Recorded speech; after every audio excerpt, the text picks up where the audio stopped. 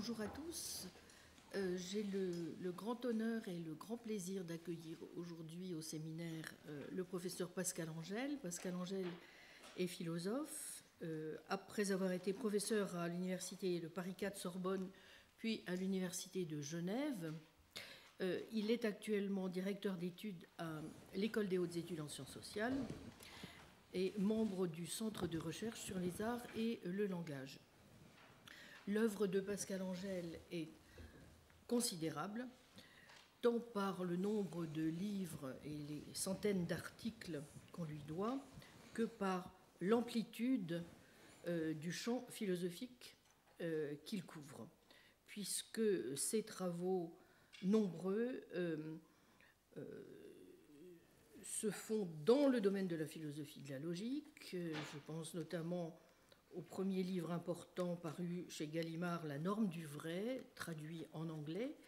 Un autre traduit aussi en anglais, Ramsay, Vérité et succès, avec Jérôme Dauquiche, ou encore À quoi bon la vérité, avec Richard Rorty, traduit aussi en anglais, ou La vérité, traduit également en anglais.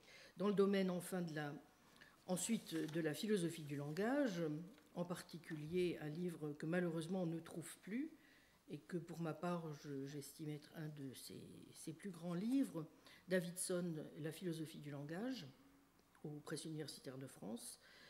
Domaine aussi de la philosophie de l'esprit, Questions vives de philosophie de l'esprit, ou encore Philosophie et psychologie, en Gallimard Folio, qui doit nous donner lieu, je crois, à une édition augmentée et un peu amendée en anglais bientôt. Et bien entendu, dans le domaine de la théorie de la connaissance, la philosophie de la connaissance, on lui doit l'anthologie de philosophie de la connaissance parue chez Vrin avec Julien Dutemps, mais plus encore deux excellents livres que sont Va savoir et Épistémologie pour une marquise. Les derniers ouvrages de Pascal Angel sont Les lois de l'esprit, Julien Binda ou La raison, paru aux éditions d'Ithac en 2012, et un ouvrage paru en italien à Milan l'année dernière, Verita credenza volunta, et donc cet ouvrage de Philosophy of Psychology qui est annoncé. Les travaux actuels de Pascal Angel portent sur les relations entre croyance, connaissance et vérité. Il s'interroge sur la nature des normes qui régissent la connaissance et la croyance, et ses travaux les plus récents portent sur la sémantique, l'ontologie et l'épistémologie de ces normes, sur leur relation aussi avec les valeurs, y compris pratiques, et sur le domaine des raisons en général. La conception des normes qu'il essaie de défendre est, il aime à le dire, réaliste et cognitiviste.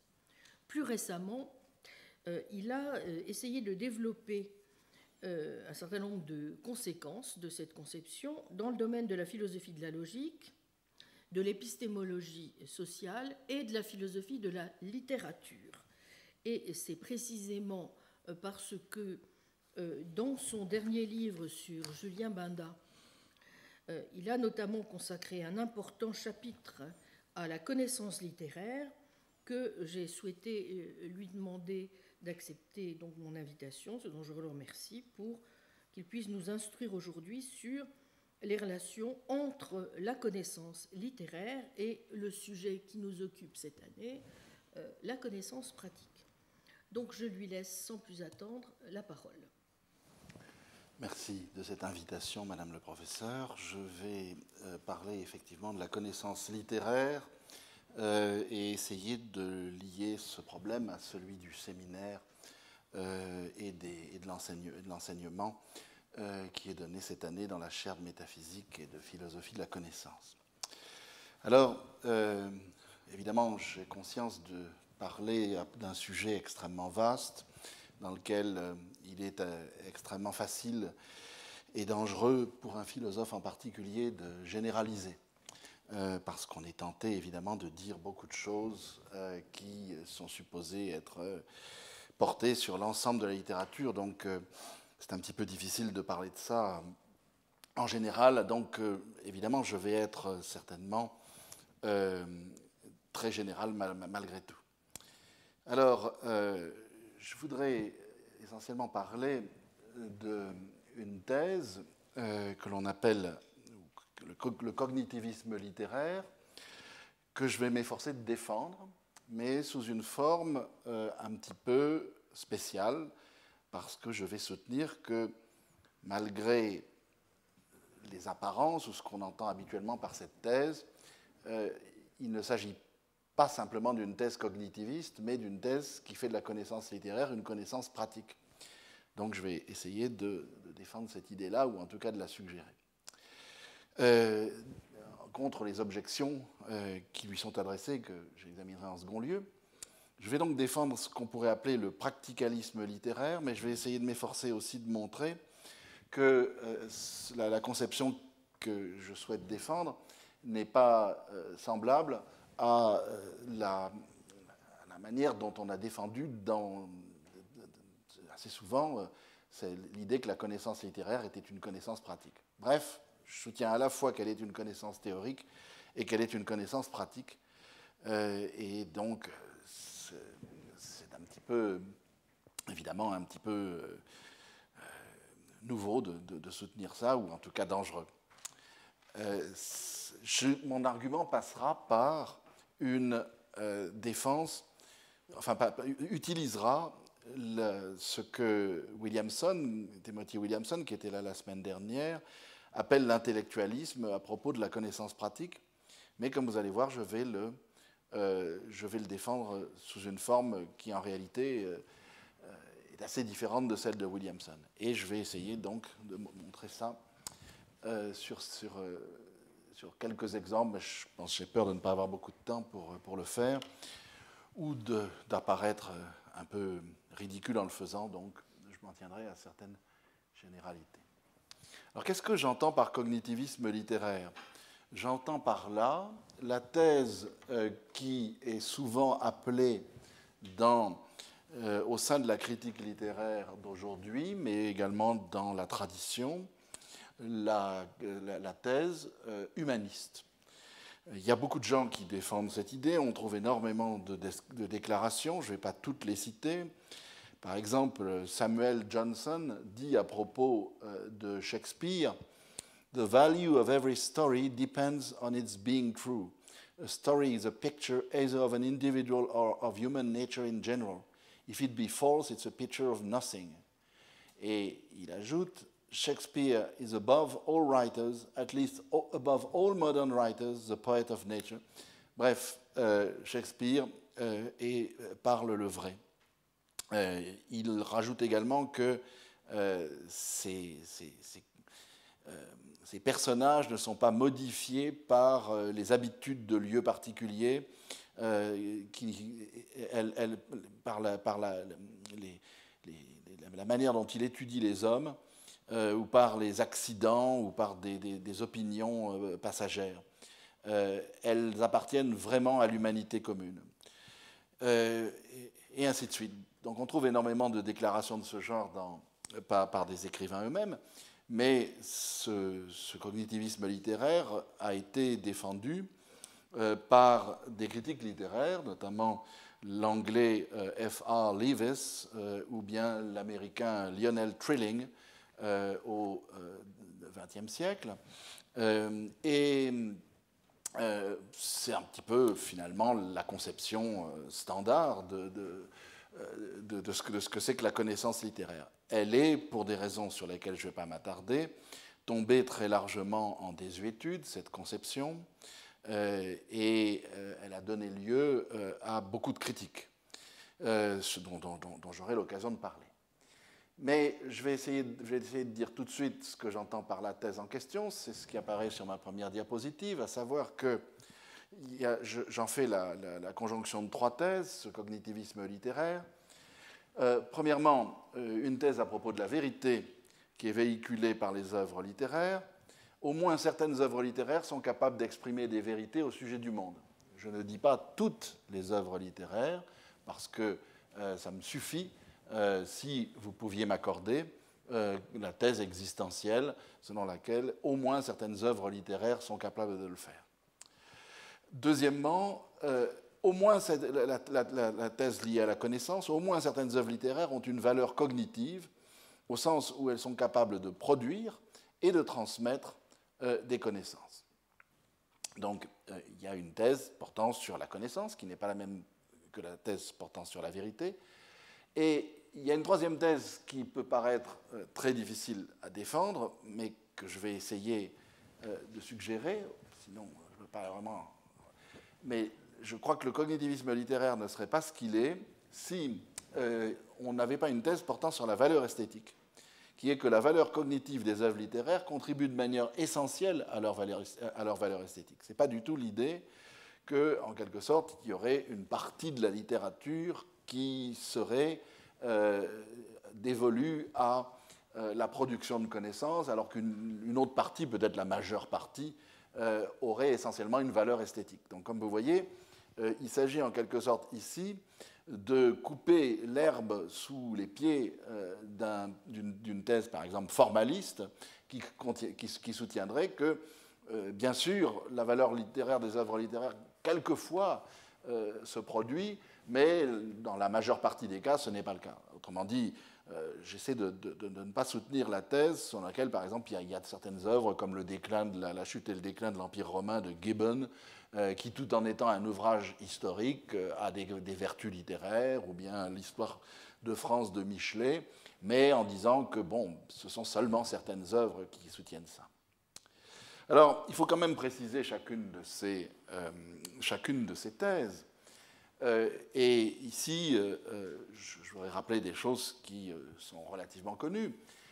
Bon, il est très difficile de parler de tous ces sujets sans faire beaucoup de pétitions de principe, c'est-à-dire sans que vous ayez mentalement ou physiquement envie de lever le doigt en disant « oui, mais qu'entendez-vous par ceci ou par cela ?» Alors tout d'abord, c'est très ennuyeux d'employer le mot de littérature en premier lieu parce que, comme l'ont fait remarquer beaucoup de critiques, le mot littérature, à la différence du mot fiction ou du mot narration, est un terme essentiellement normatif ou évaluatif. Autrement dit, on appelle littérature ce que l'on considère en général comme de la bonne littérature ou comme étant digne d'être de la littérature. Tandis que, en principe, si vous voulez, ce que c'est qu'une fiction, ce que c'est qu'un récit, ce que c'est qu'une narration, même si on ne sait pas très très bien dire de quoi il s'agit, et s'il y a beaucoup de discussions encore sur ces sujets, en principe, cela devrait être des notions que nous sommes capables de déterminer de façon descriptive, dire ce que c'est qu'une fiction et pas une fiction. Donc ce caractère normatif du terme littérature pose un gros problème parce que, effectivement, ça donne immédiatement une forme d'arbitraire peut-être dans ce que je vais avoir à dire. Autrement dit, quand je parle de connaissances littéraires, ce que je veux dire, puisque j'ai cité Shakespeare, c'est que Shakespeare, Cervantes, Conrad ou Proust sont de la littérature. Mais évidemment, vous me direz, mais pourquoi pas Barbara Cartland, J.K. Rowling ou bien Paolo Coelho? Donc, pourquoi pas Marc Lévy, pourquoi pas Amélie Nothomb, pourquoi pas donc les auteurs que l'on trouve dans les kiosques à journaux. Alors, bien sûr, évidemment, le problème, c'est qu'il y a des gens qui croient que Le Seigneur des Anneaux, ou qui trouvent que le Seigneur des Anneaux est une épopée bien meilleure que l'Iliade.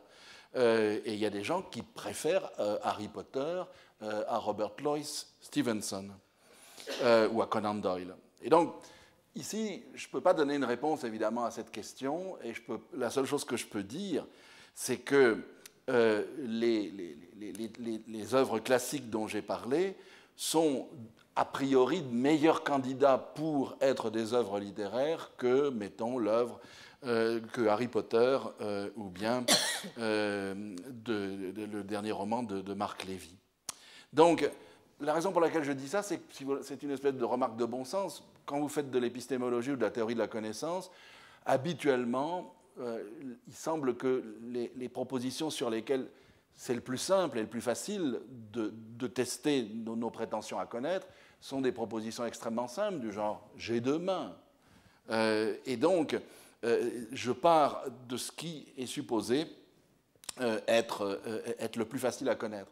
Évidemment, dire que j'ai deux mains, c'est déjà orienter un choix, mais je trouve que c'est un meilleur choix pour quelque chose que je sais que, par exemple, de dire que César avait un rhume le jour où il a franchi le Rubicon. Donc je dis simplement que, a priori, il semble que Proust ou Beckett soient de meilleurs candidats. Mais évidemment, je ne prétends pas du tout ne pas faire de pétition de principe. Deuxièmement, la plausibilité de ma thèse, comme je viens de le suggérer aussi à l'instant, dépend peut-être aussi des genres littéraires dont on parle. Évidemment, il est clair que ma thèse semble beaucoup moins propre à convaincre à propos des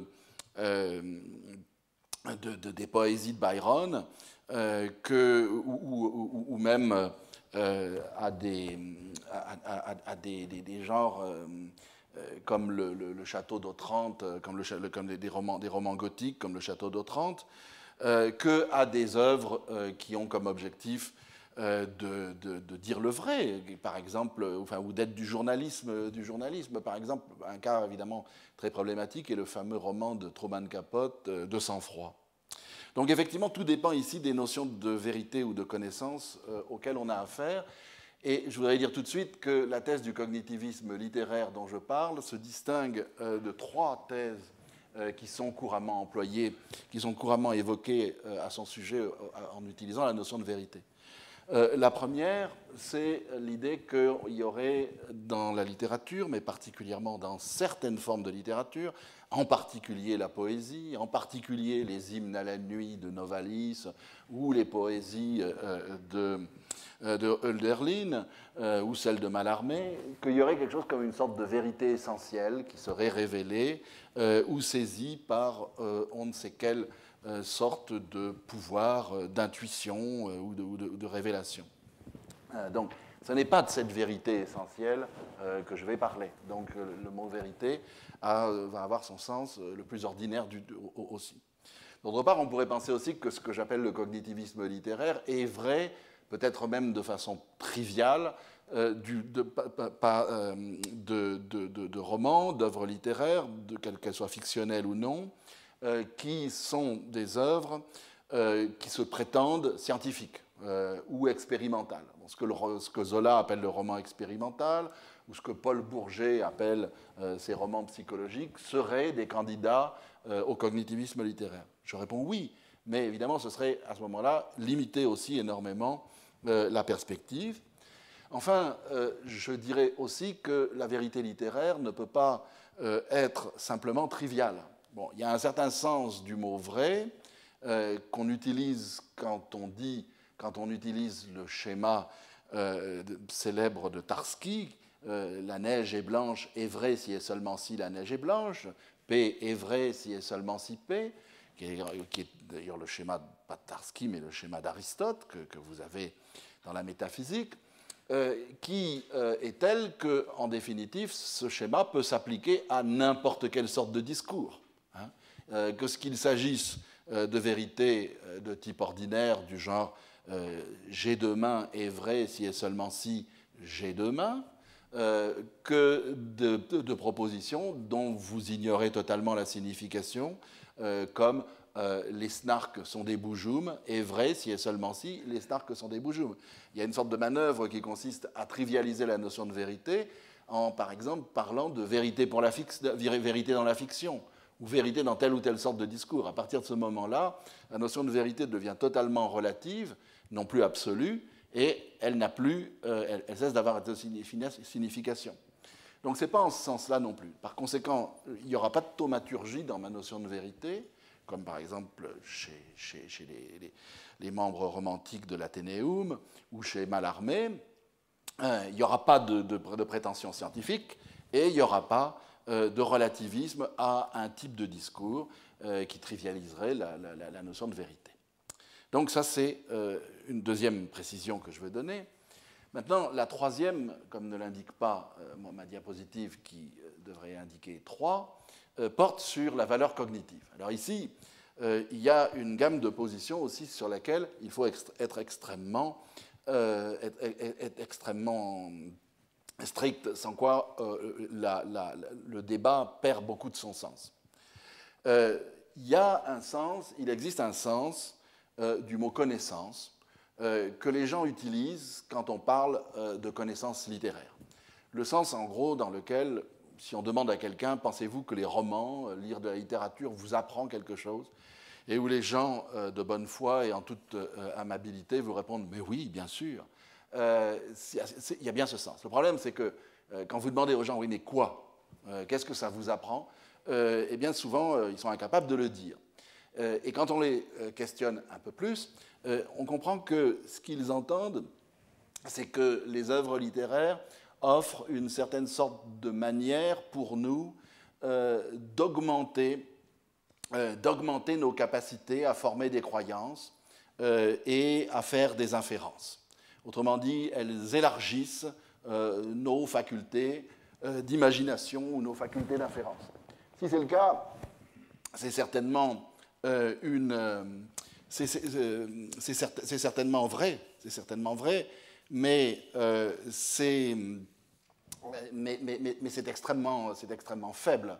Il y a beaucoup de sortes d'activités qui augmentent nos capacités à former des croyances ou à faire des inférences.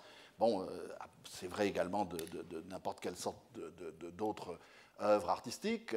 Bon, si je vais dans une exposition et que je vois des tableaux, par exemple de Jeff Koons, ça me permet de faire des inférences sur, par exemple, des objets en plastique, d'une certaine sorte de couleur. Mais enfin, ce n'est pas ça, effectivement, qui me fait dire que ces œuvres contiennent une valeur cognitive. Donc c'est un sens faible que je ne prendrai pas. Maintenant, on peut prendre ce sens de connaissance en un sens robuste, qui consiste à dire que les œuvres littéraires rapportent réellement des connaissances. Et ici, vous avez deux options. Les connaissances en question peuvent être non propositionnelles, c'est-à-dire elles peuvent être non exprimées par des propositions susceptibles d'être vraies ou fausses, ou bien elles peuvent être propositionnelles. Et à ce moment-là, si elles le sont, je les appellerai non plus simplement robustes, mais fortes. C'est-à-dire, ce sera l'idée que les œuvres littéraires pourraient être vraies au sens ordinaire, pas au sens déflationniste, pas au sens trivial que je mentionnais à l'instant de vérité et de référence. Autrement dit, ça signifie que la thèse forte s'oppose non seulement au formalisme qui soutient qu'il n'y a aucune référence et aucune vérité dans les œuvres de fiction et dans les œuvres littéraires en général, mais également à ce qu'on pourrait appeler l'expressivisme, qui soutient que l'œuvre littéraire a essentiellement comme but de stimuler nos émotions et d'exprimer des états qui sont des sentiments ou des états de type affectif. Alors, ce qui est important évidemment dans la thèse en question, c'est que cette thèse veut dire que la valeur cognitive d'une œuvre littéraire n'est ni générale, ni accidentelle, mais essentielle. Autrement dit, il y a une certaine manière à nouveau de trivialiser plus ou moins la discussion qui consisterait à dire est-ce qu'il peut se présenter des cas dans lesquels une œuvre littéraire pourrait représenter totalement ou partiellement des traits de la réalité ou qui seraient tels que, par exemple, toutes les phrases d'un texte littéraire se trouveraient être vraies. Le problème, en fait, c'est pas celui-là. Enfin, il se trouve, par exemple, qu'on trouve des phrases vraies dans les œuvres littéraires. Par exemple, j'en avais noté une de Stendhal dans La Chartreuse de Parme, où il dit que alors, qu'est-ce que c'est la date? Les Milanais vont m'aider. Le 15 mai 1796, le général Bonaparte marcha sur la cité de Milan. C'est vrai, c'est bien la date où le général Bonaparte marcha sur la cité de Milan, ou bien même encore, lorsque vous lisez au début d'un roman, « Longtemps je me suis couché de bonne heure », il n'y a aucune raison de douter que ça soit vrai, il devait sans doute se coucher de bonne heure. Donc, c'est pas de ça dont il est question.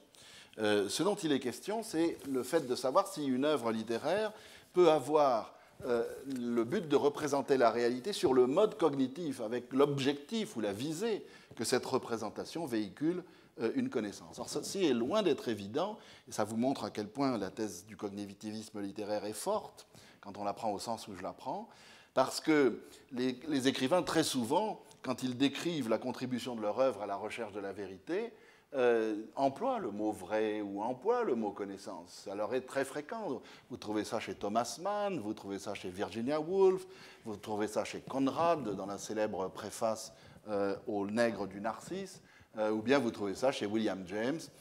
Tous ces textes sont cités notamment par Jacques Bouvresse dans un livre qui m'a beaucoup inspiré, c'est La connaissance de l'écrivain. Mais donc, ce n'est pas en ce sens-là. Je veux dire, lorsque, par exemple, Virginia Woolf dit à propos de John Galsworthy que des gens comme lui ne dépeignent pas la vie vraie, elle a l'air d'être une cognitiviste littéraire, mais c'est loin d'être tout à fait clair quand on lit Virginia Woolf. Donc, il y a un dilemme auquel nous sommes confrontés entre le cognitivisme littéraire faible et le cognitivisme littéraire fort. Ça devrait être CL et non pas LC. Le premier, c'est que si vous adoptez une conception très faible de la notion de connaître ou d'apprendre, si ça veut dire qu'on va former des nouvelles croyances, par exemple par un processus d'empathie, ou ce que les philosophes contemporains appellent un processus de simulation, ou si ça passe par un processus plus proche de ce que les gens qui font de l'herméneutique appellent une forme de reconnaissance, ou ce qu'on appelle un reenactment, alors à ce moment-là, il est vrai qu'on peut inférer des connaissances, ou qu'on peut apprendre ou former des connaissances. Mais bon, d'abord, premièrement, ce n'est pas toujours clair que ce soit des croyances qui sont ainsi formées, notamment dans certaines formes d'empathie qui sont supposées être directes et immédiates. Et d'autre part, il n'est pas du tout clair que ce soit de la connaissance. Je veux dire, la reconnaissance, le fait de réflexivement revenir sur des croyances que vous avez déjà, ce qui est presque qui passe pour étant souvent une thèse cognitiviste à propos de la littérature, c'est loin d'être clair qu'on apprenne quelque chose, puisqu'en principe, justement, on est supposé réapprendre des choses que l'on savait déjà. Donc c'est trop faible si c'est faible. Maintenant, si c'est fort, comme vous voyez évidemment tout de suite, c'est ennuyeux parce que ça peut être trop fort. Car si connaître, c'est au sens classique avoir une croyance vraie justifiée, il semble que ce soit exiger beaucoup trop de la connaissance littéraire et du coup conduire à la position qui est en quelque sorte antithétique mais jumelle de celle du cognitivisme littéraire, à savoir le scepticisme littéraire. L'idée que, en fait, une œuvre de fiction ne peut jamais viser la vérité et la connaissance ni la connaissance. Et donc, c'est pour ça que beaucoup de gens sont tentés, dans les options que j'ai proposées tout à l'heure, d'adopter la position que j'ai appelée robuste, en disant que les œuvres littéraires apportent des connaissances, mais des connaissances d'un autre type que des connaissances au sens usuel, des connaissances non propositionnelles. Ce qui pose le problème, évidemment, de savoir qu'est-ce qu'elles sont. Alors, je vais rappeler rapidement les objections les plus connues à la position du cognitivisme littéraire. On en trouve certaines, très bien exprimées dans un livre qui est tout à fait remarquable dans sa systématicité, mais qui soutient précisément la thèse opposée à celle du cognitivisme littéraire, le livre de Peter Lamarck et Stein Olsen, qui s'appelle Truth, Fiction and Literature, dans lequel ils disent que l'œuvre littéraire contient ou implique des énoncés thématiques généraux à propos du monde, que le lecteur, sur la base de son appréciation de l'œuvre, doit évaluer comme étant vraie ou fausse. C'est ça la thèse du cognitivisme littéraire selon eux. Elle présente deux thèses. Tout d'abord, une œuvre littéraire implique des propositions qui peuvent être construites comme des propositions générales à propos du monde. Deuxièmement, ces propositions doivent être construites comme impliquant des thèses vraies ou fausses à propos du monde. En fait, ils disent vraies ou fausses parce qu'il suffit que ça soit susceptible d'être vrai ou susceptible d'être faux pour que la thèse puisse aussi fonctionner. Après tout, la thèse cognitiviste littéraire pourrait être telle qu'il y aurait quelqu'un qui viendrait et qui dirait « Mais c'est faux ce que vous dites là, monsieur.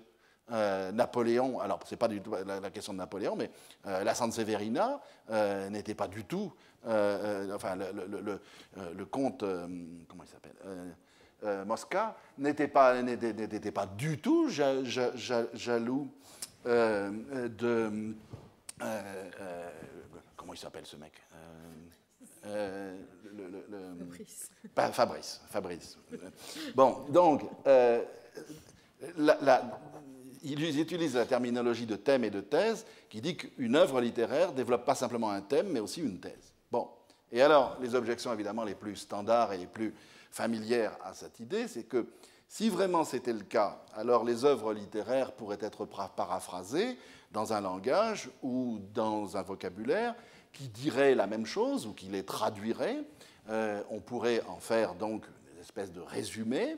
D'ailleurs, comme j'ai vu que ça se faisait maintenant, j'ai acheté l'autre jour à Londres un petit pocket Shakespeare dans lequel j'ai des résumés de Coriolan, de Hamlet, de Macbeth, et qui me disent ce qui se dit dans la pièce. Alors c'est utile parce que, bon, il y en a qu'on a oublié, mais j'ai failli rendre le livre à la vendeuse en disant « mais moi je pensais que c'était le texte de Shakespeare, je ne pensais pas que c'était un résumé ». Donc si c'était faisable, évidemment, la forme littéraire serait inutile et la condition esthétique dont je parlais serait fausse, parce que à ce moment-là, pourquoi ne pas simplement raconter l'histoire de Coriolan telle qu'elle est racontée dans Plutarque, La vie des hommes illustres, plutôt que de faire une pièce à ce sujet avec la prose poétique shakespearienne. Donc pourquoi on devrait écrire des fictions si on peut avoir le résumé sous forme de petits pocket Shakespeare? Bon, alors tout ceci est évidemment assez naturel comme objection. Deuxièmement, si on pouvait extraire des vérités générales des œuvres, elles seraient effectivement d'une banalité à pleurer. C'est-à-dire que les vérités seraient un petit peu comme des morales. La vie provinciale est ennuyeuse. Toutes les familles heureuses se ressemblent, toutes les familles malheureuses le sont à leur manière. Il n'est pas bon de rester au lit toute la journée. Ou bien, it is a truth universally acknowledged that a single man in possession of a good fortune must be in want of a wife. Ou bien alors, ces thèses reviendraient à une forme de moralisme ou de didactisme qui a été fustigé bien souvent non seulement par les écrivains. Donc, en raison de ces objections, la thèse du cognitivisme littéraire, enfin ces objections sont très fortes évidemment, la thèse du cognitivisme littéraire semble extrêmement en mauvaise passe. Si bien que ça a conduit un certain nombre d'auteurs à défendre cette idée que je veux maintenant discuter, à savoir que la connaissance littéraire est une forme de connaissance pratique.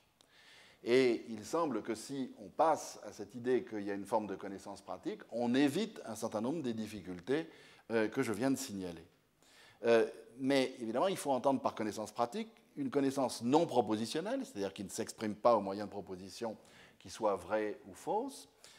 Deuxièmement, il faut qu'elle ait les caractères usuels que l'on attribue à ce que l'on appelle le know-how en anglais ou le savoir-faire en français, ou pour faire une sorte, je suppose que les auditeurs de ce séminaire maintenant sont familiers, ou du cours de Claudine Tiercelin, une forme de savoir comment. Et une des caractéristiques du savoir en question, c'est d'être dispositionnel, c'est-à-dire de donner lieu à des dispositions ou à des habitudes d'action, et par ailleurs d'être très souvent largement implicite, ce qui est une des raisons pour laquelle les gens refusent l'idée que le savoir comment ou le savoir faire soit propositionnel, puisque s'il y a des propositions, ces propositions doivent pouvoir être explicitées. Ou alors, effectivement, il faut admettre que la forme de connaissance pratique en question qui est en cause est celle que Aristote appelle la connaissance pratique venue d'un raisonnement pratique, c'est-à-dire une connaissance qui est en effet propositionnelle, mais qui conduit à l'action, à la différence des autres connaissances, autrement dit, qui passe par un jugement et une délibération dont l'issue normale est l'action. Donc voilà la thèse. Maintenant, Le problème, c'est que quand on regarde les analyses des gens qui ont défendu cette thèse, on s'aperçoit qu'elle est tout sauf claire.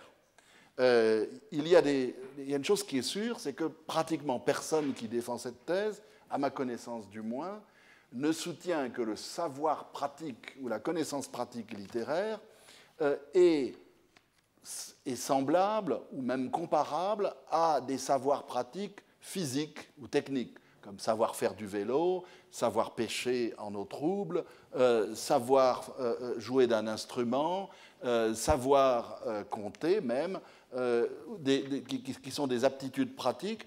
Et à ma connaissance, personne n'a jamais soutenu qu'on avait une connaissance pratique littéraire, tout comme on sait faire du vélo.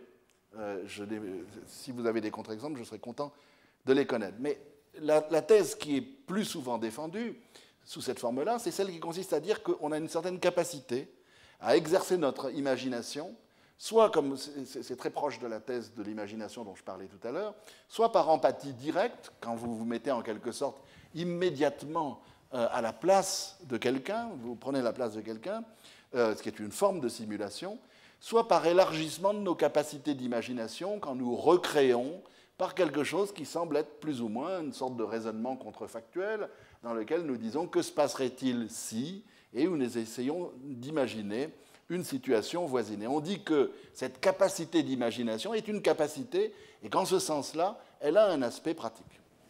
Donc ça, c'est je crois, un des sens dans lesquels on a parlé de connaissances pratiques.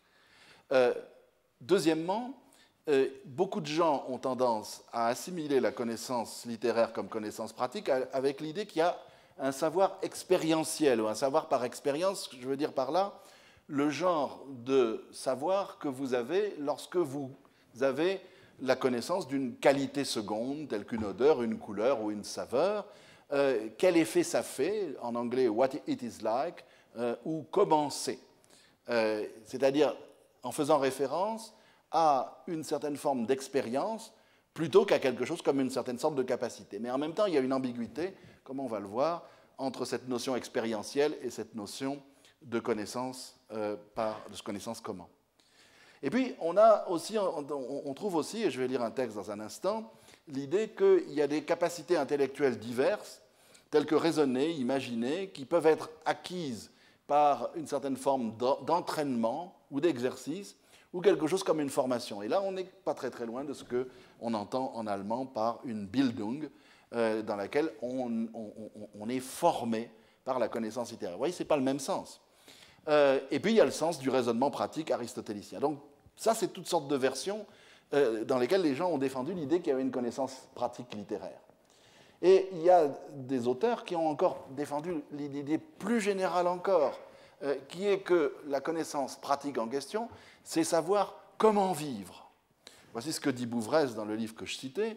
Présenter le roman comme nous fournissant une espèce non scientifique de connaissance de l'homme peut avoir un inconvénient sérieux qui est de faire de la connaissance en question une chose qui ressemble beaucoup trop à une forme rivale de connaissance propositionnelle, alors qu'il s'agit en réalité essentiellement d'autre chose. C'est là qu'intervient le concept de connaissance pratique, autrement dit, une connaissance qui n'est pas comme celle de la science théorique, propositionnelle, et qui a un rapport direct avec la question de savoir comment vivre. Il est vrai qu'il arrive qu'un père à son enfant insupportable ou désobéissant dise « je vais t'apprendre à vivre ».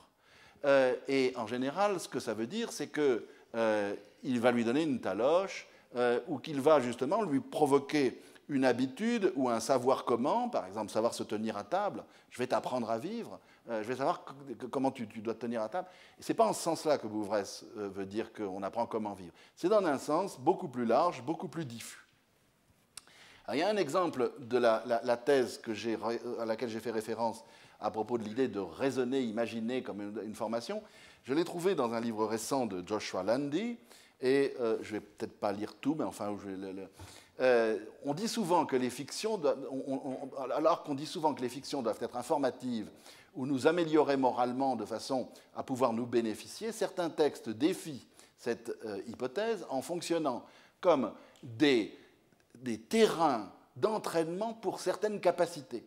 En s'engageant dans ces capacités, nous nous venons à avoir plus de connaissances, ou nous ne devenons pas plus savants ou plus vertueux, mais nous sommes plus habiles, que ce soit pour la pensée rationnelle, pour maintenir des illusions nécessaires, obtenir la tranquillité d'esprit, ou même obtenir quelque chose comme une foi religieuse. Au lieu de nous offrir de la connaissance propositionnelle, ces textes produisent du savoir comment. Plutôt que de tenter d'essayer d'instruire au moyen de leur contenu, ils deviennent des capacités au moyen desquelles, par l'intermédiaire de leur forme, loin de séduire avec la promesse d'une transformation instantanée, ils reconnaissent avec Aristote que le changement est affaire d'une pratique soutenue et patiente. Une agilité accrue nous rend meilleurs pour faire ce que le texte attend de nous, qui en retour conduit à une plus grande agilité, pas simplement en tant que lecteur, mais aussi comme quelqu'un qui vit sa vie. Donc, plutôt que de donner la connaissance par soi-même, qu'elle ce soit une connaissance propositionnelle, une connaissance sensible ou une connaissance par accointance, qui est un peu le même sens que la connaissance dont je parlais au sens d'une expérience, eh bien, ces textes nous donnent une forme de savoir comment. Plutôt que de nous offrir un ensemble de croyances, ils nous équipent avec des aptitudes. Plutôt que de nous enseigner, elles nous exercent.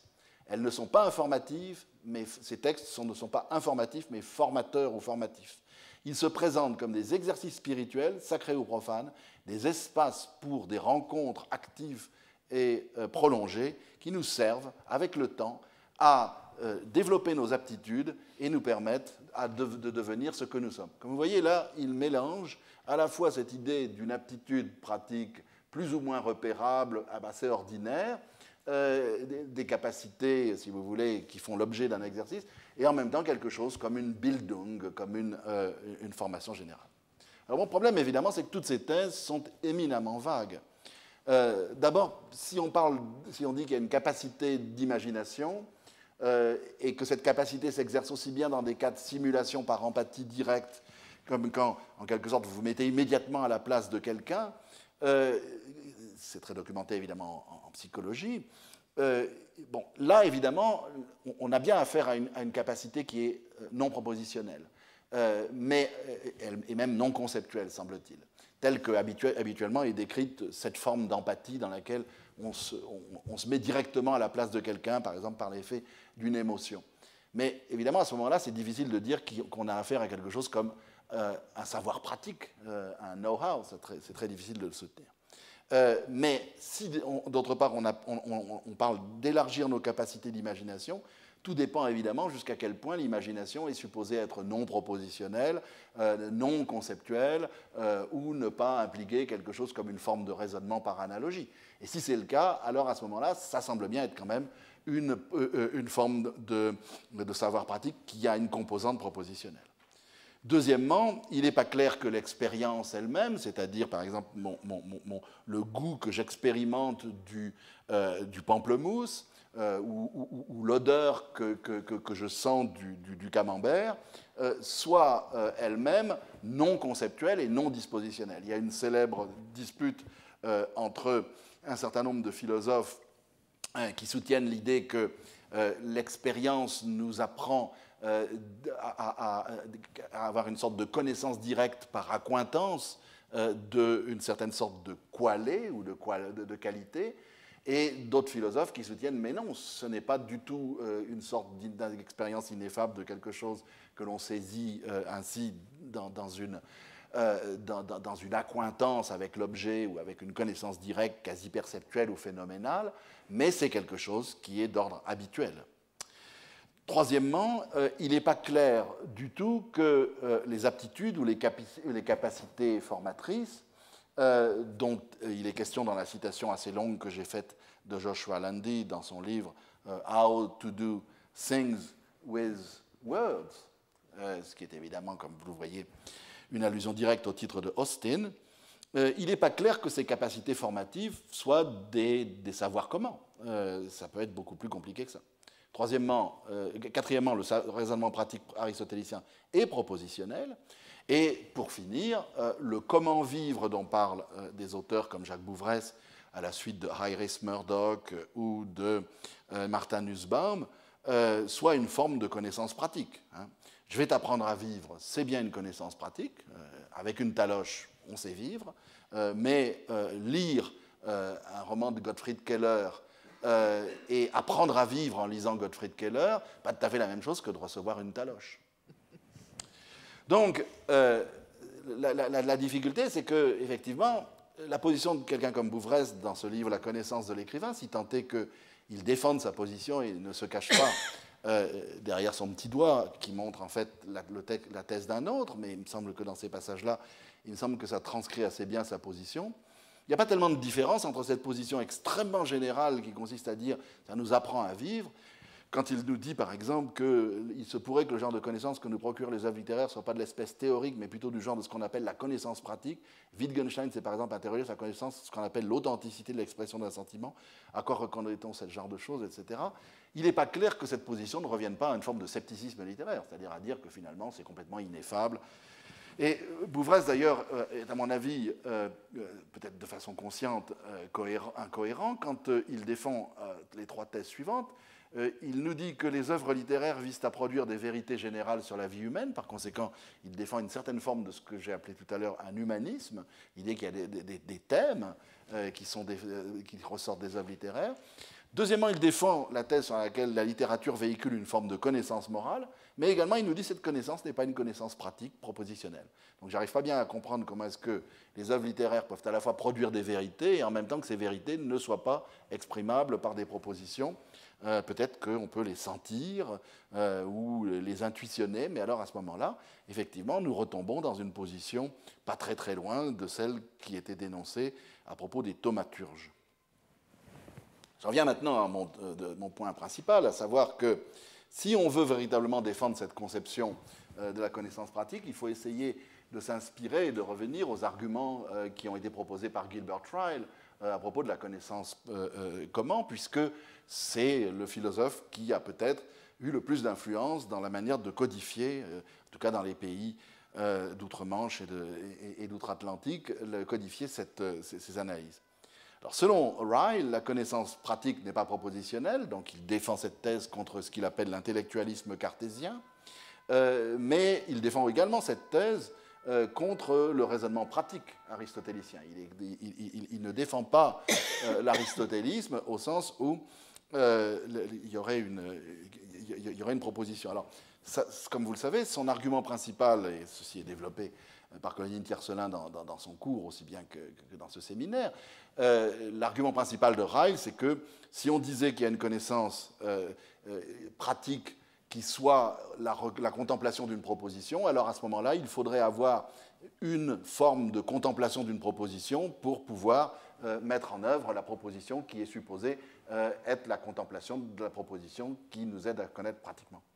Et donc, quand Ryle dit que le syllogisme d'Aristote échoue à expliquer la conduite intelligente, parce que son explication est circulaire, parce que, nous dit-il, le raisonnement postulé devrait lui-même être conduit de façon intelligente. Donc, ça ne peut pas être intelligent ou habile dans le raisonnement, ne peut pas consister à faire un syllogisme pratique sous forme de proposition, parce qu'il faudrait que ce soit lui-même quelque chose d'intelligent. Donc il y a une circularité. Le problème est comment est-ce que je pourrais formuler cette thèse à propos de la connaissance littéraire. Ryle lui-même, dans un très célèbre essai sur Jane Austen, car Ryle est un grand fan et amateur de Jane Austen, a défendu, je ne vais pas lire toute sa citation, il a défendu l'idée que Jane Austen et d'autres écrivains de type, disons, des auteurs décrivant des caractères, tels que Jane Austen, mais aussi Henry Fielding ou bien George Eliot, appartiennent à la tradition de ce qu'on appelle l'étopée. Ici, j'emprunte ce terme à ma collègue Barbara Carnevali, qui a écrit là-dessus, qui est tout simplement l'idée que la littérature, c'est la connaissance des caractères. Cette connaissance des caractères, c'est une longue tradition qui vient de l'éthique à Nicomaque, qui ensuite a été transmise à Théophraste, qui a lui écrit donc ces fameux caractères, et ensuite que vous retrouvez chez les moralistes, dans le théâtre, dans le roman, l'idée que nous contemplons un certain nombre de traits de la nature humaine généraux, et vous avez même cette idée, évidemment, avec beaucoup de formes de cognitivisme littéraire. Si bien que Ryle, en fait, quand il dit que la connaissance littéraire est dispositionnelle, il veut dire essentiellement qu'elle est dispositionnelle parce qu'elle porte sur un ethos, un caractère et des formes d'habitude mentale. Alors, l'idée serait que l'idée en question, ce serait qu'il y a une forme de connaissance littéraire qui apporte une forme de connaissance pratique consistant en aptitude à reconnaître des vérités à propos de caractères. C'est-à-dire, la capacité de reconnaissance que nous aurions des caractères serait ce savoir pratique qui nous serait imparti. Et si c'est le cas, alors effectivement, nous avons à la fois une connaissance qui est pratique, dans la mesure où nous avons une certaine capacité recognitionnelle pour ces caractères, qui est en même temps propositionnelle parce qu'elle nous décrit aussi ce que c'est que d'être avare, ce que c'est que d'être vertueux, ce que c'est que de faire des excès, etc. Donc, voilà la proposition. Mais le problème, c'est que on peut à la fois critiquer la position de Ryle et la récupérer au bénéfice d'une conception propositionnaliste ou cognitive comme celle que je veux défendre, si vous acceptez les arguments dont il a déjà été beaucoup question ici, de Stanley et de Williamson dans leur célèbre article « Savoir comment » de 2001. Ils soutiennent que l'argument de la régression de Ryle ne marche pas, pour des raisons sur lesquelles je ne vais pas m'attarder ici. Deuxièmement, ils soutiennent qu'il y a bien plus de relations entre la connaissance pratique et la connaissance théorique qu'on ne le croit. Alors, pour donner quelques exemples, si vous voulez, bon, il est vrai que certaines sortes d'aptitudes pratiques ou de savoir-faire semblent difficilement traduisibles en termes de propositions explicites, et qu'il ne semble impliquer, comme le soutient Ryle, aucune contemplation ou aucun enregistrement d'une information qui serait encodée ou traduisible sous forme propositionnelle. C'est certain que c'est une chose de regarder un manuel pour son armoire IKEA en ouvrant le livre et en lisant la description, et c'est autre chose que de monter l'armoire IKEA en question. Quiconque a essayé d'utiliser un mode d'emploi pour une machine ou un objet quelconque, c'est toute la différence qu'il y a entre lire le mode d'emploi sur le papier et parvenir à faire la chose qui est supposée être correspondante. Mais néanmoins, même s'il y a ça, si vous voulez, un grand nombre d'aptitudes pratiques qui semblent être tout à fait classables ordinairement dans l'aptitude pratique, telles que par exemple savoir se repérer dans une ville, savoir où trouver un restaurant, savoir naviguer, sont non seulement pas incompatibles, mais souvent reposent, semble-t-il, sur des formes de connaissances propositionnelles. Il peut être quelquefois très difficile, enfin, je veux dire, il y a peut-être des gens qui savent naviguer ou savent s'orienter dans une ville de manière parfaitement intuitive ou habituelle, mais la plupart du temps, les gens prennent des cartes, la plupart des temps, les gens regardent les noms des rues, etc. Donc, même si c'est une connaissance pratique, elle est en quelque sorte tout à fait perméable à une connaissance propositionnelle. Et puis, l'argument principal, supposé être massu, de Stanley et Williamson, que je crois que Lynn Tiercelin a beaucoup commenté, par conséquent je ne vais pas le développer. L'expression linguistique, en particulier en anglais, du savoir comment et du savoir que ne diffère pas. Autrement dit, selon Stanley et Williamson, les clauses qui en anglais qu'on appelle les clauses WH, ou qu'on peut appeler en français les clauses Q, QU, c'est le savoir que sont ces clauses, en tout cas pour l'anglais, marche dans les deux cas. Autrement dire, savoir que et savoir how sont sous-tendus, peuvent être traduites par les mêmes propositions. C'est bien que Stanley et Williamson, comme vous le savez aussi, défendent l'idée qu'il y a des modes de présentation pratiques. Et ils essayent de soutenir l'idée que quelqu'un sait fier ou fi représente une certaine sorte d'activité qui est un savoir-faire, si et seulement si, pour une certaine sorte de manière, qu'ils appellent W, qui est contextuellement pertinente, qui est une manière pour l'individu X de fier.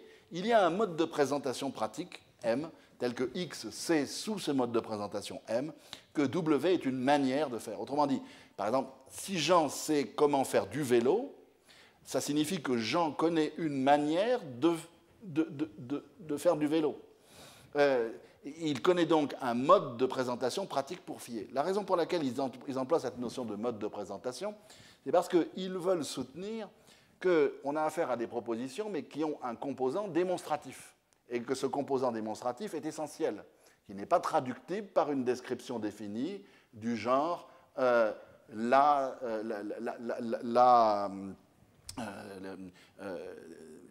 avec un prédicat et une proposition. Alors, par exemple, un démonstratif essentiel, c'est dans l'exemple célèbre de Ernst Mach. Ernst Mach, dans l'analyse des sensations, raconte qu'il monte dans un tramway à Vienne, il voit un vieillard dans une glace, et il se dit, tiens, voilà un vieil universitaire d'Hécatie. Mais il ne fait pas la relation entre l'universitaire d'Hécatie qu'il se désigne en regardant dans la glace, et lui-même, en fait, il est l'universitaire d'Hécatie. Ce que ça veut dire, c'est qu'il ne comprend qu'il est l'universitaire d'Hécatie que lorsqu'il comprend que c'est cet homme-là, et pas le type qui a une barbe, qui porte une redingote plus ou moins élimée, qui a un livre de Kant sous le bras, qui sont des descriptions non démonstratives, justement, de l'univers séquel. Donc, il faut que la description soit en ce sens-là essentielle, comme le disent certains philosophes. Deuxièmement, la thèse est qu'il existe parmi les modes de présentation démonstratifs certains qui sont pratiques. C'est ce que j'appelle « savez-vous planter les choux ?» Savez-vous planter les choux? Les belles dames font comme si, les beaux messieurs font comme ça, à la mode, savez-vous planter les choux? Et donc, quand vous montrez à un enfant comment lasser ses souliers, vous lui dites « on fait comme ça ». Et donc, vous faites un geste d'ostension qui peut être accompagné de l'action en question, peut ou ne pas être accompagné de l'action en question. Et donc, l'idée de Stanley et de Williamson, c'est qu'on a affaire à des propositions qui contiennent de manière essentielle des références sous des modes de démonstration démonstratifs, la plupart du temps à la première personne. Et il faut bien noter aussi qu'il n'est pas nécessaire pour ça, d'avoir des pensées démonstratives, pour avoir des pensées démonstratives, que ces pensées soient réflexives et qu'elles soient conscientes, que je sois en train de me dire « je fais comme ça ». Ça peut très bien être une pensée démonstrative que l'on a, mais que l'on n'articule pas explicitement. Et donc, si c'est le cas, alors à ce moment-là, nous dit Stanley et Williamson, le cognitivisme, ou plus exactement l'intellectualisme à propos de la connaissance pratique est sauvé, parce qu'on a affaire bien, nous disent-ils, à une connaissance pratique, mais en même temps, elle se trouve être propositionnelle. Il n'y a pas d'incompatibilité entre les deux. Voici ce qu'ils disent, l'analyse est intellectualiste, savoir comment fier est affaire d'avoir une connaissance propositionnelle, comme toutes les attributions de connaissance. Des jugements à propos de la vérité, les jugements intuitifs à propos de la vérité ou de la fausseté de tel jugement sont sensibles non pas simplement aux composants de la proposition supposée être connue, mais aussi à la manière dont le sujet les pense. Donc, ça dépend évidemment du mode de proposition, du mode de connaissance démonstratif. Alors, cette thèse est très fascinante, elle a suscité beaucoup donc, de réactions, mais évidemment, elle a aussi suscité énormément de critiques. Une objection linguistique est celle selon laquelle, en français et en russe, il n'y a pas de construction avec la forme QU ou avec WH, et on met directement un infinitif, ou un infinitif nu, comme on le disent les linguistes. Jean s'est préparé de la tarte tatin, et on peut spécifier d'autant plus la proposition. Jean s'est préparé de la tarte tatin avec un four micro-ondes, ce qui montre de la part de Jean un exploit extraordinaire. Donc, c'est pas vrai que dans toutes les langues, on l'exprime au moyen de clauses qui sont propositionnelles. Deuxièmement, une remarque faite par Huygens, qui est que les expressions linguistiques ne reflètent pas nécessairement la nature de la connaissance impliquée, parce que la thèse de Stanley et de Williamson, c'est que c'est la connaissance du mode pratique de représentation, donc d'une proposition, qui explique le mode pratique. qui explique le savoir-faire. Mais en fait, il pourrait très bien que le mode de présentation soit parasitaire par rapport à une connaissance pratique ou un savoir comment possédé antérieurement. Donc, il n'y a aucune garantie qu'on ait d'abord une proposition, puis ensuite un savoir pratique. Par ailleurs, on dit très souvent qu'on peut savoir comment faire quelque chose sans savoir expliquer comment on le fait. Donc ça, c'est l'idée habituelle des défenseurs de la connaissance pratique. Ils nous disent que les gens qui savent donner des sexes aux poussins, ou les mathématiciens qui savent trouver un théorème, quelquefois le font sans avoir une connaissance explicite de ce qu'ils font. Bon, mais là, c'est une mauvaise objection, et je crois que Jerry Fodor, qui fait remarquer ça dans son livre de 1968 sur le langage de la pensée, c'est pas parce que, si vous voulez, le fait qu'il y a une différence entre savoir faire quelque chose et savoir comment expliquer la manière de le faire, et quoi que ce soit à voir avec la distinction elle-même. Une autre objection sur laquelle je ne vais pas m'attarder, c'est que la connaissance comment peut être guettiérisée, c'est-à-dire qu'on peut trouver des situations dans lesquelles elle est obtenue par hasard et donc n'est pas une connaissance. En fait, à mon avis, l'objection la plus sérieuse est celle que donne Jennifer Hornsby, qui, comme vous le savez, est l'auteur d'un ouvrage sur les actions et de beaucoup de travaux sur le savoir pratique. Son objection est la suivante. C'est qu'il y a tout un ensemble de manières de fier, de faire une certaine sorte d'activité qui peut être décrite comme un savoir comment, sous un certain mode de présentation pratique, qui sont compatibles avec une connaissance pratique donnée. Autrement dit, quand je vous dis « les beaux messieurs font comme si » et « les belles dames font comme ça », je vous montre des beaux messieurs qui plantent les choux et des belles dames qui plantent les choux. Mais qu'est-ce qui me garantit que les descriptions sont des descriptions de planter les choux? Parce qu'il peut y en avoir plusieurs, et elles ne sont pas nécessairement toutes coïncidantes. Et donc, liée à cette idée, celle que formule Hornsby, à savoir que les modes de présentation pratique n'ont pas le niveau approprié de généralité. En effet, si vous avez un mode de présentation qui est démonstratif, pour lasser mes souliers, je fais comme ça.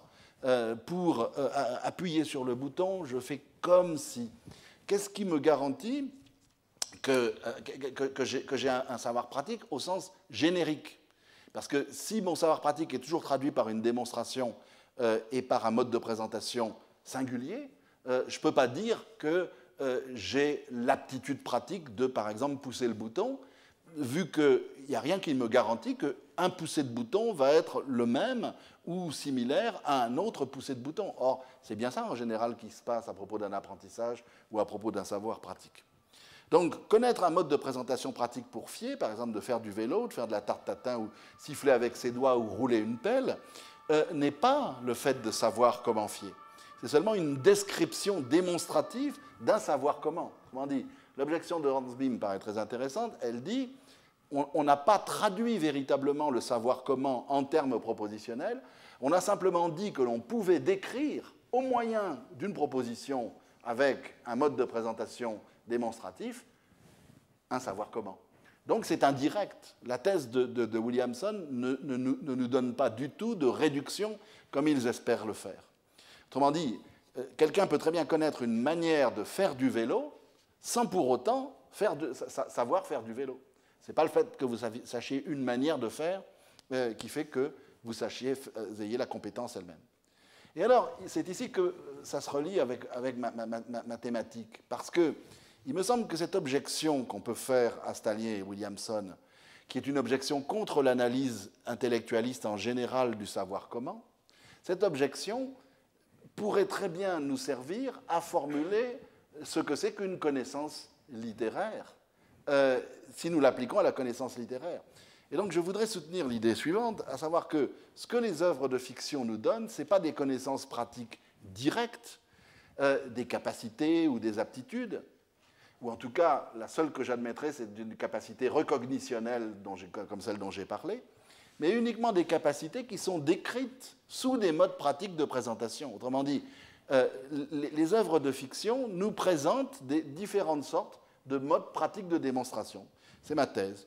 Autrement dit, elles ne nous disent pas comment fier, elles ne nous délivrent pas directement du savoir comment, contrairement à ce que soutiennent les thèses des gens que j'ai cités, mais elles décrivent par un mode de représentation indirect, c'est-à-dire à un second degré, mais néanmoins démonstratif, comment fier. Autrement dit, elles nous donnent quand même une aptitude pratique, l'aptitude à reconnaître et à imaginer comment fier, mais ça passe par la description de l'aptitude pratique, pas par le fait de transmettre l'aptitude pratique elle-même. Autrement dit, si je lis les romans de Joseph Conrad, dans lesquels vous avez des marins qui naviguent dans la mer du Sud chinoise, ces livres ne vont pas vous apprendre à naviguer dans les mers du Sud. Si je lis des romans de Jack London, ça ne va pas m'apprendre à traîner un traîneau dans le Grand Nord. Si je lis des romans policiers qui me montrent des assassins qui donnent du poison, ça ne va pas m'apprendre à savoir comment empoisonner. Ça me donnera effectivement un certain nombre de savoirs.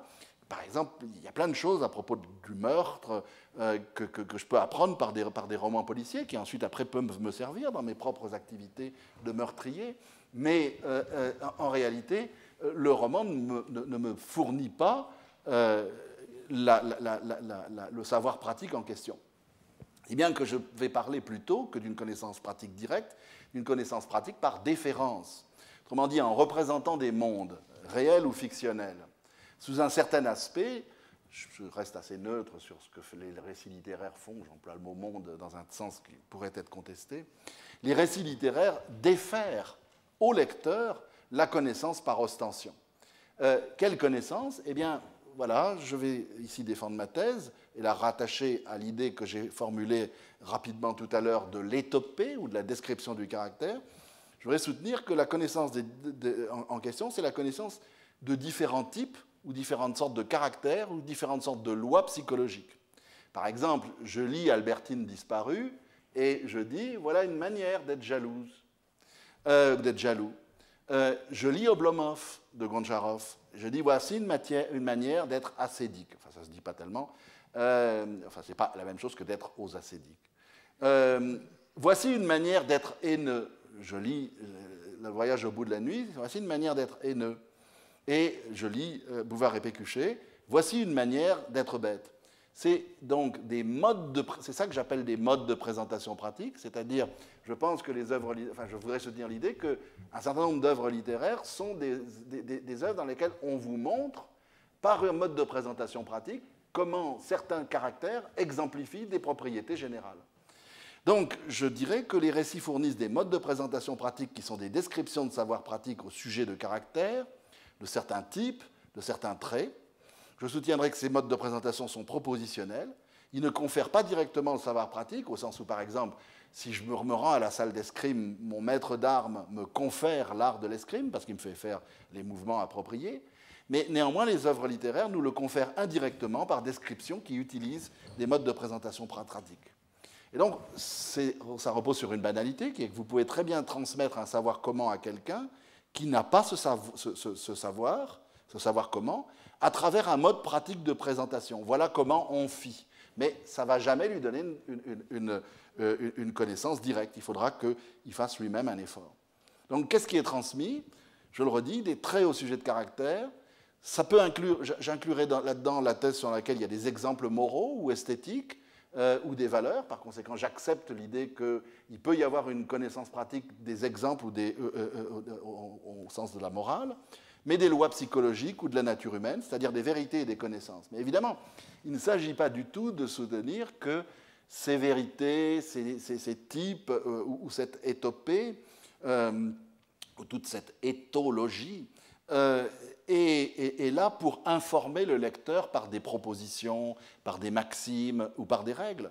Au contraire, la plupart des œuvres qui sont intéressantes de ce point de vue-là sont des œuvres, disons, qui disent comment il faut faire quelque chose, ou notamment comment ne pas le faire. Tout le monde connaît les instructions aux domestiques de Swift, Directions to Servants, dans lesquelles il fait ironiquement une description de domestiques qui suivent des règles complètement loufoques est complètement contre-productive, puisqu'en fait, elles visent à saboter la vie de leur maître plutôt qu'à les servir. Mais c'est en montrant ce qu'il ne faut pas faire qu'on peut dire aux domestiques, eh bien, écoutez, il faudrait que vous soyez poli, il faudrait que vous serviez convenablement, que vous ne vous serviez pas dans la cambuse en permanence, etc. D'autre part, que fait la comédie classique? Ben, elle montre des caractères, des personnages, comment on est ridicule quand on exemplifie tel vice, ou bien encore, elle montre comment on peut cesser d'être vertueux en l'étant trop, ce qui arrive dans le cas d'Alceste, le misanthrope. Il est tellement sérieux, il est tellement désireux d'être vertueux, que finalement, il cesse d'être vertueux, et c'est le seul personnage de la pièce qui ne rit pas et qui est sérieux. Dans Middlemarch de George Eliot, la romancière nous dit qu'elle décrit la vie, c'est dans le prélude du livre, elle dit qu'elle décrit la vie d'une Thérèse d'Avila de nos jours. Voilà à quoi ressemblerait, nous dit-elle, la vie d'une Thérèse d'Avila de nos jours. Le Horla de Maupassant, qui est un conte assez effrayant, nous dit « la peur, c'est comme ça ». Women in Love de Lawrence nous dit « l'amour, c'est ça ».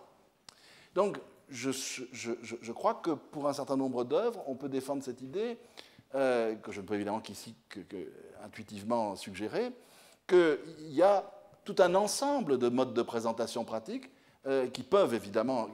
Enfin, là, évidemment, je fais comme si je donnais une espèce de résumé rapide d'une œuvre, mais ça peut se présenter sous la forme de très nombreux modes de présentation pratique. Alors, je vais donner juste, pour finir, 2 exemples contemporains de ça. Le premier, je vais donner 2 exemples contemporains. On pourrait m'objecter que ma thèse s'applique essentiellement à un certain type d'œuvre littéraire qui, en gros, se termine à la fin du XIXe siècle, dans lesquels on a affaire à des caractères, des personnages, et que ça ne s'applique pas au roman contemporain.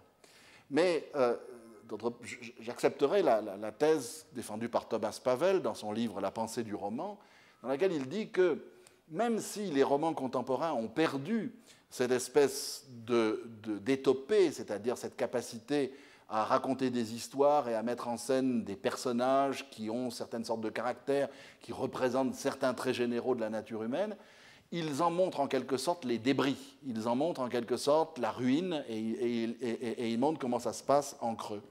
Alors, très caractéristique de ce point de vue-là est le roman de Beckett, paru en 1961, qui s'appelle, de manière tout à fait apte pour mon propos, « Commencer ».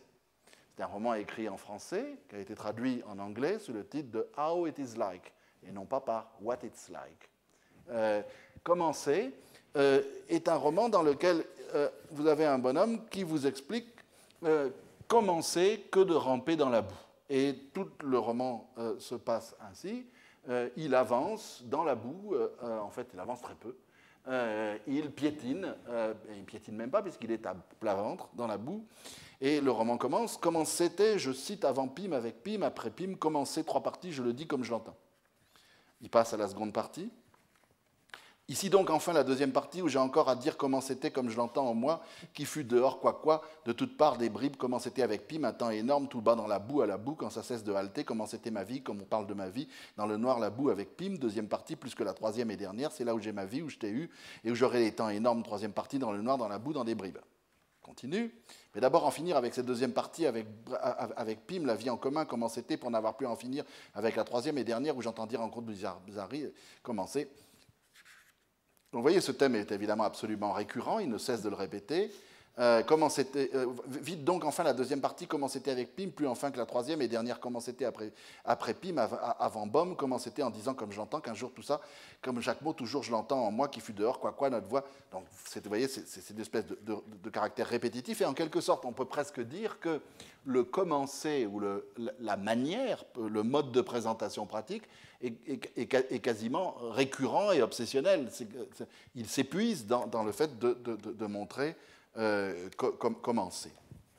Et puis, un autre roman plus récent, celui de Jean Echenoz, Courir, qui, comme vous le savez, raconte la vie d'Émile Zatopek, le grand coureur. Bon, ça se présente évidemment comme les autres proses de type biographique de Jean Echenoz, comme une sorte de transposition d'une biographie qui est quasi réelle, quasi imaginaire. Mais là, cette fois-ci, c'est très intéressant, bien que ça ait beaucoup de traits en commun avec d'autres romans. Ça a à voir avec quelqu'un dont l'existence consiste essentiellement à faire un certain nombre de gestes. Et donc, au chapitre 8, on nous décrit la démarche d'Émile Zatopek. Style, en effet, nous dit Echenoz, impossible. Il y a à se demander comment se débrouille Émile. Il y a des coureurs qui ont l'air de voler, d'autres qui ont l'air de danser, d'autres paraissent défiler. Certains semblent avancer comme assis sur leurs jambes. Il y en a qui ont juste l'air d'aller le plus vite possible, où on vient de les appeler. Émile, rien de tout cela. Émile, on dirait qu'il creuse ou qu'il se creuse, comme en transe ou comme un terrassier. Loin des canons académiques de tout souci d'élégance, Émile progresse de façon lourde, heurtée, torturée, tout en à-coups. Il ne cache pas la violence de son effort qui se lit sur son visage crispé, tétanisé, grimaçant, continuellement tordu par un rictus pénible à voir. Ses traits sont altérés, comme déchirés par une souffrance affreuse, langue tirée par intermittence, comme un scorpion logé dans chaque chaussure. Il a l'air absent quand il court, terriblement d'ailleurs, si concentré que même pas là, sauf qu'il n'est plus là, que personne est ramassé entre ses épaules sur son cou, toujours penché du même côté, sa tête dodeline sans cesse, brinque-balle. Et il y a donc comme ça, pendant tout un chapitre, une description de la démarche hachée et chaotique d'Émile Zatopek. Alors, je ne sais pas si c'est très convaincant ce que je dis pour les lecteurs de ce roman, mais il me semble que c'est le chapitre central parce que le roman porte sur commencer de courir, commencer d'être un ouvrier tchèque qui sort d'une usine de chaussures dans la région de Prague et qui devient un grand coureur par une course aussi bizarre. Et ici, l'argument du roman, c'est cette espèce de comment faire. Si bien que je répondrai aux sceptiques la chose suivante, à propos de la connaissance littéraire. Les récits sont une manière de montrer quelque chose, sans nécessairement le représenter ou le décrire comme faisant partie de la réalité ou comme étant la réalité.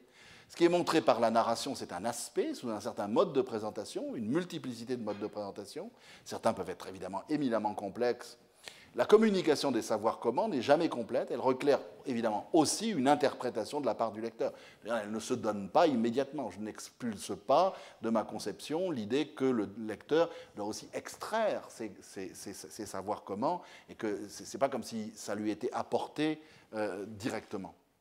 Alors, pour introduire la discussion, je vous soumets moi-même les objections que je me pose. Est-ce que ma thèse est un retour au propositionnalisme ? Non, si ça consiste à soutenir les thèses que j'avais décrites comme défendant le cognitivisme littéraire, c'est-à-dire les savoirs comment ne sont pas paraphrasables, ils ne sont pas traductibles de manière neutre, par conséquent, ce n'est pas une forme de propositionnalisme. Est-ce qu'on ne revient pas à une forme de didactivisme en disant qu'il s'agit de description de caractère, d'énoncé de vérité générale, de loi? Ma réponse, c'est oui. Et là, je pose une autre question, mais qu'est-ce qu'il y a de mal dans le fait d'être didactif en littérature? Les gens qui lisent les géorgiques apprennent comment faire leur bouture, et c'est très bien. Ceux qui lisent les bucoliques apprennent aussi à faire un petit canal pour irriguer son champ. Troisièmement, est-ce que la littérature peut enseigner du savoir comment? Comme je viens de le dire, pas directement. Le mieux qu'elle peut faire, c'est d'enseigner les aptitudes cognitionnelles à reconnaître des vérités. Et d'autre part, est-ce que je ne lis pas ma thèse de trop près à un genre particulier, celui de l'étopée? Et la réponse, j'ai essayé de le suggérer, est non. Merci, excusez-moi d'avoir été un peu long.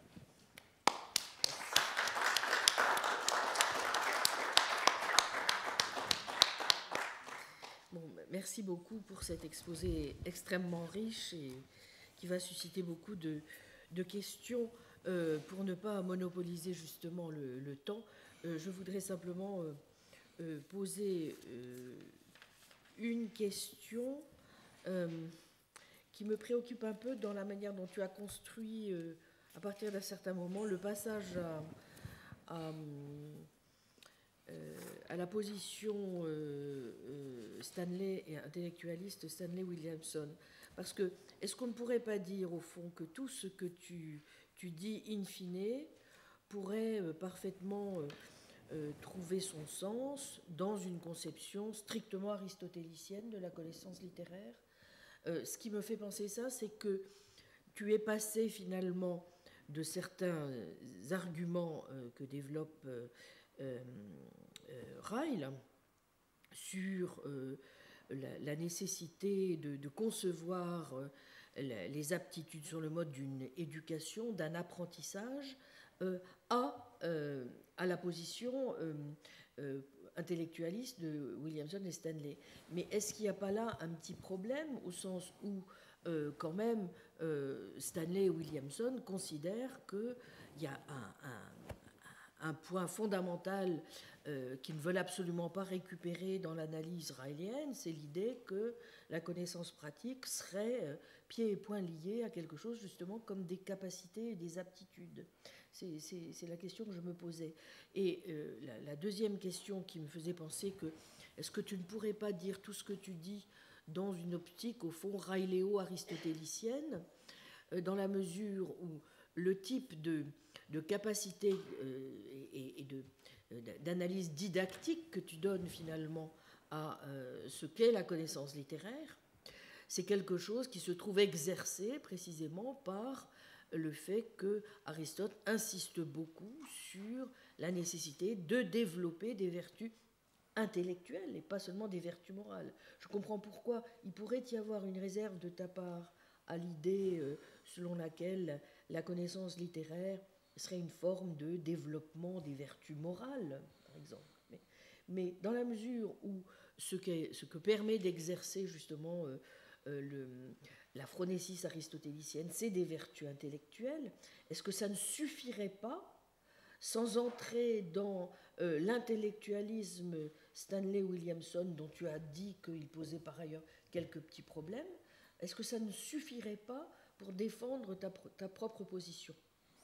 Je ne pense pas, parce que, il y a une analogie évidemment entre l'idée de mode de présentation pratique et le syllogisme aristotélicien.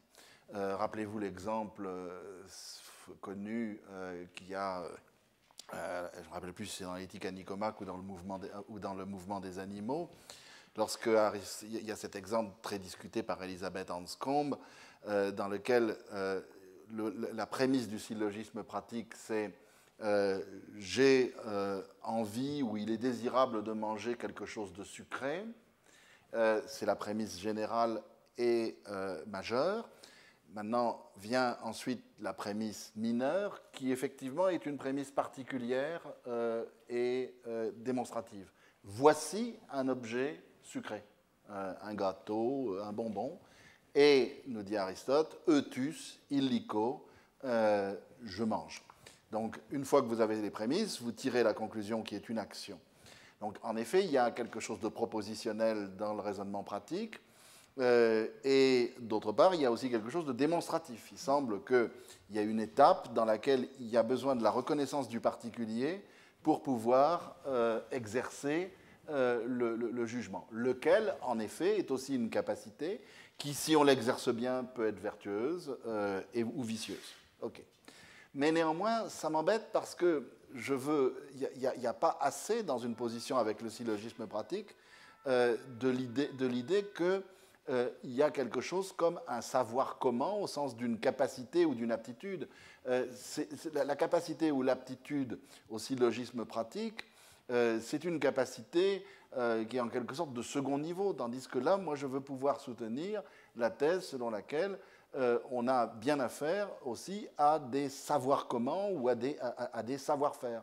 Or, même si qu'on parle de la connaissance morale chez Aristote, ou bien de la vertu morale ou de la vertu intellectuelle, la vertu morale ou la vertu intellectuelle ne sont pas de prime abord des savoirs communs. Ce n'est pas simplement des savoirs communs.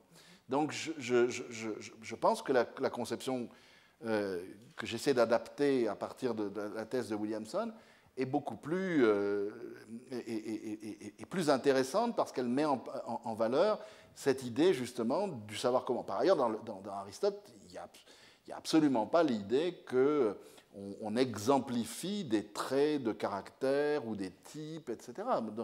Et bon, ce que je reprends simplement de Williamson et Stamley, c'est cette idée de mode présentation pratique, à cette nuance près que je dis que leur thèse n'est pas correcte pour une analyse, vraisemblablement pas correcte, je ne vais pas montrer, pour une analyse du savoir comment, mais elle peut très bien être correcte à propos d'une description du savoir comment tel qu'on en trouve dans les récits littéraires.